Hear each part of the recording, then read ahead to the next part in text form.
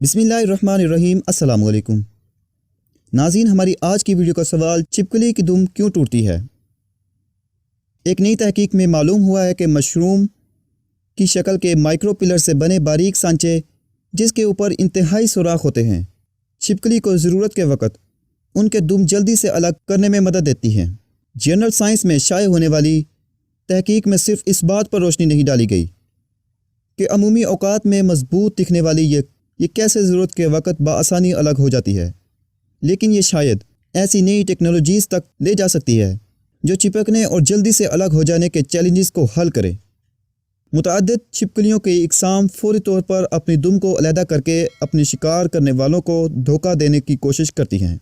इस खसूसियत को ऑटोटोमी कहा जाता है। ताहम छिपकली की दुम उसकी हरकत और छलांग में तवाज़ुन रखने का अहम काम भी करती है और इसकी ज़रूरत अक्सर औक़ात अपनी जगह पर मुस्तहकम रहने के लिए होती है।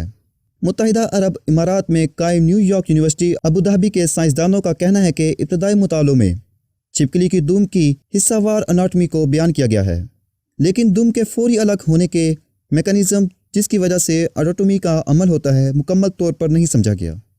इस तहकीक के लिए छिपकलियों की टूटी हुई दुमों और उनके टूटे हुए हिस्सों का माइक्रोस्कोप के ज़रिए मुताला किया गया।